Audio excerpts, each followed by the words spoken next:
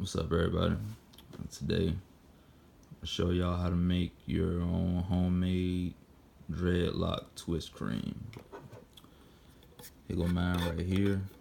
I've been using it for about a year, and it's been working good for me.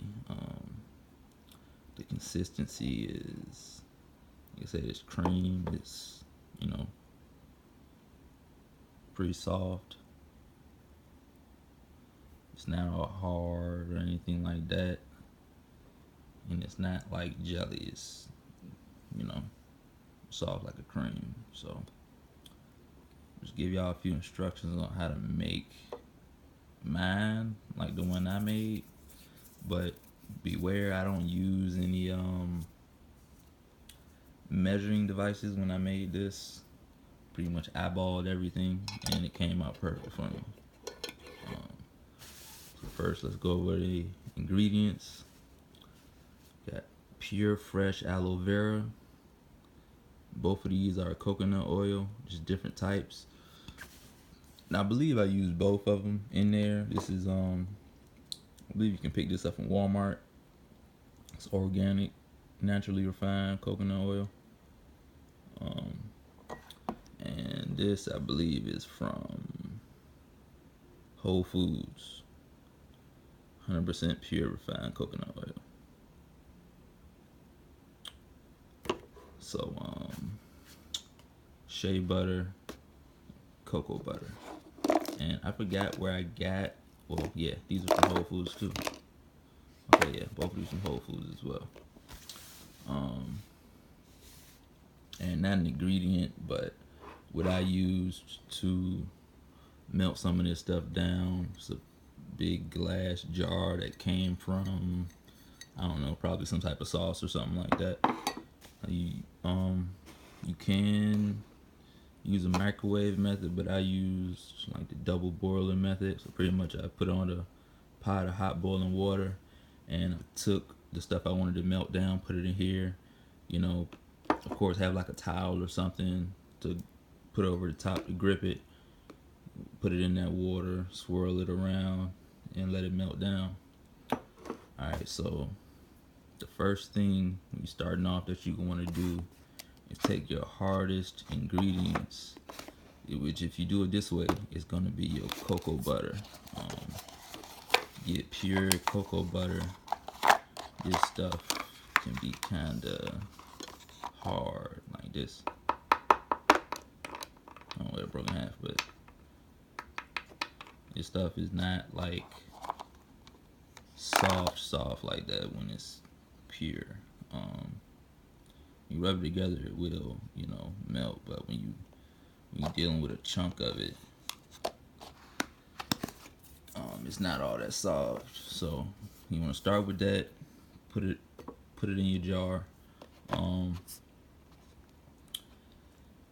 and then shea butter. You gonna this is softer than the cocoa butter, but you still gonna have to melt this down so everything is uniform and everything like that. So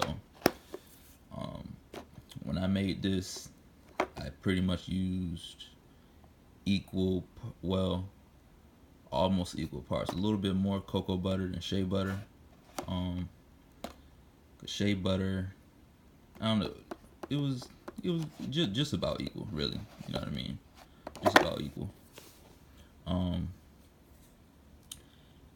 And so you're gonna melt these two down. After they're done melting down all the way, and like I said, you dip it in your boiling pot of water. You're gonna let it sit in there for a little bit, pick it up, swirl it around, let it sit for you don't want to let it sit the whole time. Especially this is glass. You don't want to just let this heat all the way up. But so after those two are melted down, take a scoop of the coconut oil and take this out of the pot of water. Take a scoop of coconut oil. Like I said, I used two different types. I just took a scoop of this, blop, threw it in there. Took a scoop of this, blop, threw it in there. And coconut oil is a lot more softer. From this being already warmed up, though, the coconut oil will just melt in there. So just throw it in there, swirl it around. You'll see it'll quickly just melt down up in there. And pretty much like if you're looking for some type of portion sizes, it should be about 25% shea butter, 25% cocoa butter, and then about 50% coconut oil. Now you're gonna do that, swirl it around, and all let it melt down together. Now, the part I haven't talked about is this aloe vera. I got fresh aloe vera that I grow here at the crib. Whole Foods and a few different other places also sell the huge, like the big aloe vera leaves. They're like, a whole lot bigger than those. The huge ones. So you can buy those for, I think, like, I don't know, $2 or something like that per leaf. But like I said, they're the big aloe vera leaves that they just break off and they sell them like that. I know they got them at Whole Foods, a few different other places. So I don't, if you got a Whole Foods around you, that's one place I know you can find it, or at least the one that I went to had it. Now, when you're processing the aloe vera, or the way I do it is, I'll take a leaf, a nice size leaf. Like I said, I'll cut it off. I'll cut the top, like the tip off, and then I'll take the knife and I'll cut the sides off, so both sides. So boom, I run it down, cut the side off with all those spikes on them, and then I come on this side and cut down the side. Then you can take your knife and just run it down, cut the front of it off. Now that's if, these leaves are a lot smaller than the ones that you can get, like I said, from Whole Foods. So I use pretty much, let me see if I can see one about the size that I used.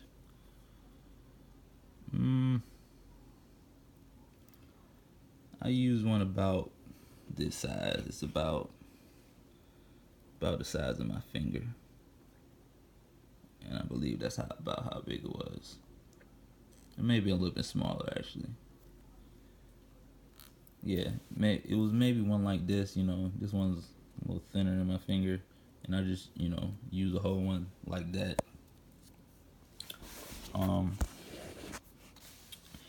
And after you, like I said, after you take off the top side, the front face, you wanna take your knife or maybe a fork or something, and you can come in here and just scoop it off the bottom. And after you scoop it off the bottom, I would recommend you process this in something else first. So what I mean by that is put it on a plate or a little bowl or something. Take your fork and you're gonna want to smush it. Make sure all the skin is off of it. Make sure it's just the gel that's on the inside. And take a fork or something and you're gonna want to smush that and whip it all around and everything like that. If you see any, like I said, if you see any, really, really green parts from the skin or fibers or anything like that, try to just, take it off with a fork and blop. Now, your mixture should still be warm. Like I said, you're going to be still whip it around every once in a while. Then you take your aloe vera, your fresh aloe vera gel, throw it in there, and take your same fork, and you're gonna want to whip that real good. You know what I mean? Like I said, your aloe vera gel should be whipped good already, but after you put it in here, whip it real good to make sure it's mixed in with everything.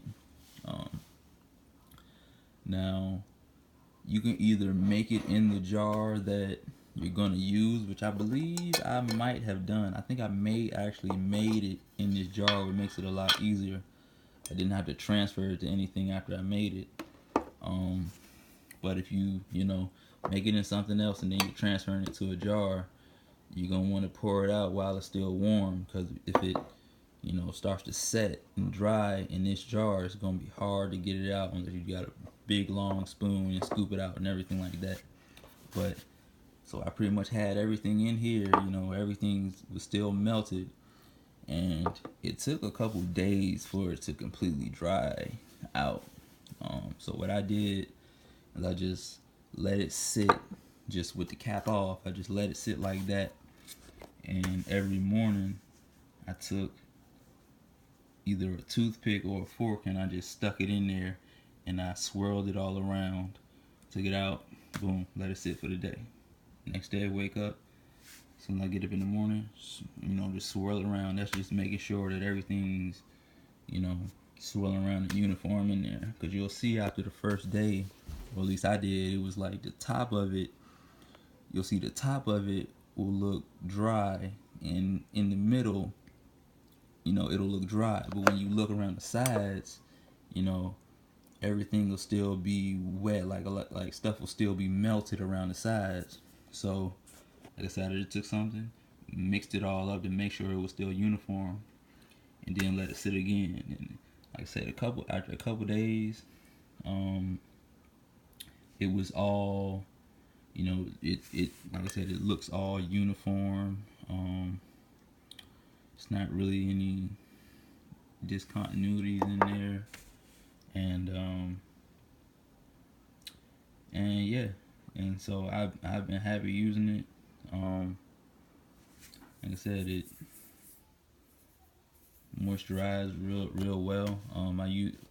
That's what I've been using to retwist my dreadlocks ever since I made it. You know what I mean? And that was, so far, that's lasted me over a year. Well, yeah, and I've been using that every time except for one time when I used all aloe vera gel.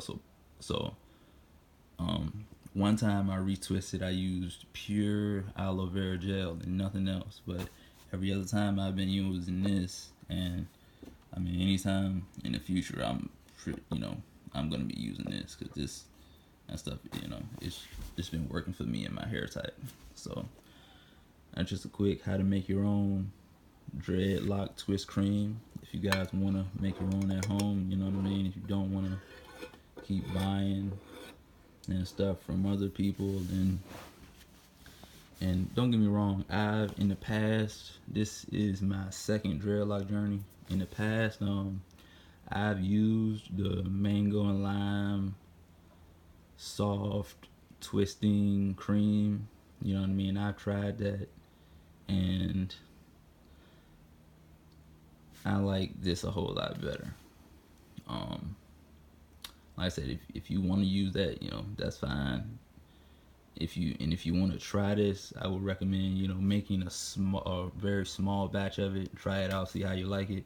If you prefer something else, then you can use something else. It just happened that I already had these ingredients because I actually make my own chapstick and deodorant and stuff like that. So a lot of this stuff is the same stuff that I use in my chapstick. So I already had this stuff anyway.